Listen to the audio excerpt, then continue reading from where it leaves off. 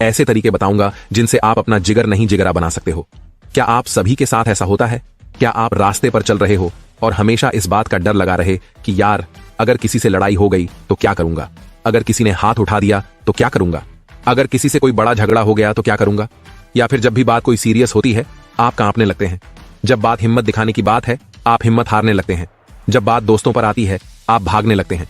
जब बात खुद पर आती है आप मुंह मोड़ने लगते हैं। अगर ऐसा कुछ भी है तो इसका सीधा सीधा कारण है कि तुम्हारे अंदर जिगर नहीं है। बचपन से सुनी होगी यह बात कि ताकत से कुछ नहीं होता जनाब, जिधर होना चाहिए रविंद्र कोसी को जानते हो। शायद नाम तो आपने सुना ही होगा अपने बाई पिक सीरीज में।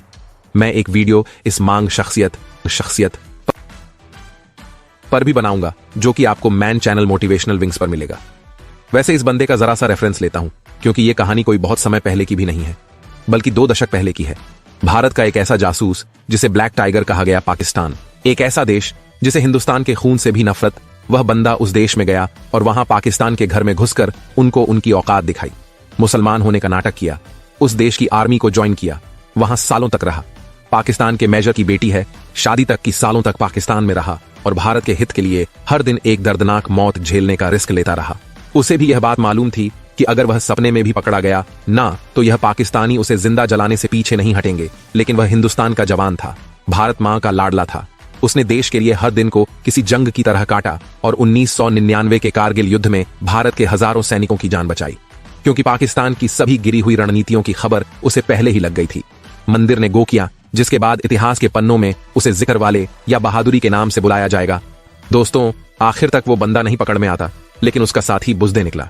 उसने डर के मारे सब उगल दिया और इस वजह से उस ब्लैक टाइगर को पकड़ लिया गया। फिर उसके साथ ऐसे ऐसे जुल्म किए गए जिसे देखने के बाद नरक की सजाएं भी मामूली लगने लगे।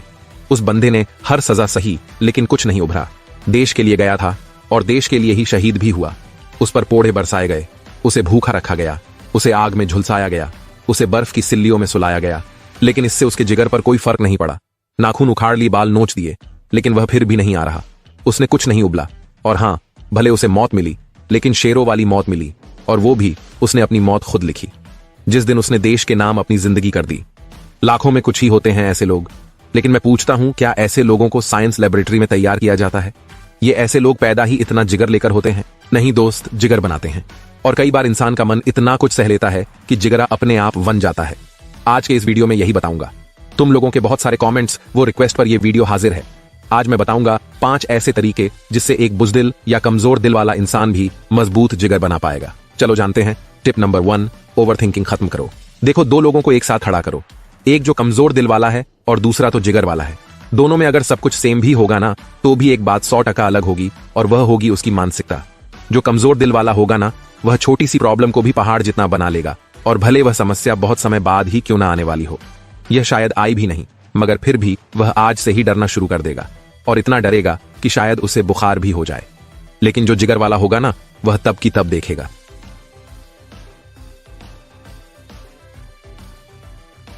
वह अपने आज में जिएगा और उसके मुंह से तुम 2 शब्द जरूर सुनोगे, अरे छोड़ना यार, जो होगा देखा जाएगा। बस ये कुछ शब्दों का वाक्य इंसान को इतनी हिम्मत देता है ना, जिससे वह दुनिया के किसी भी डर का सामना कर सकता है। इसलिए अगर दिल को मजबूत बनाना चाहते हो आज और इसी वक्त में जो ज्यादा सोचने का कीड़ा तुम्हारे अंदर पलता है ना, उसे निकाल फेंको। डरने की आधी वजह तो यहीं खत्म हो जाएगी। टिप नंबर 2, कुछ गलत फहमियां को खत्म करो। डरने की सबसे बड़ी वजह होती है गलत फहमियां। इंसान कई बार हालत की वजह से गलत फहमी का शिकार हो जाता है, तो कई बार वह जानबूझकर खुद ही बहुत तरह की गलत फहमियों को पा लेता है। हाँ जी, बिल्कुल, इंसान ऐसा ही है। लेकिन इनमें से कुछ बहुत कम लोग ही ऐसे होते हैं जो इन गलत फहमियों को समझना जानते। गलत फहमियां कुछ इस तरह से हो सकती हैं, जैसे बात बहुत छोटी सी हो, लेकिन तुम्हें लगे कि यार अगर आवाज उठाई या अपना हक दिखाया तो मुझे बड़ा नुकसान हो सकता है। जबकि कुछ सिर्फ रे लोग होते हैं, वह बस यहीं पर आम लोगों से अलग होते हैं। उन्हें पता होता है होना कुछ भी नहीं है, आखिर में सब शांत हो ही जाना है, तो बेफजूल में रोकर कोई फायदा नहीं है। तो वो लोग ऐसी गलत फहमी नहीं बोलते हैं और इसी वजह से उनका जिगर मजबूत होता है। टिप नंबर 3, अपने डर को पहचाना। देखो, एक बात और बताता हूं, जैसे एक ही सॉल्यूशन हर इंसान के काम नहीं आ सकता, उसी तरह एक ही प्रॉब्लम हर इंसान नहीं फेस करता है।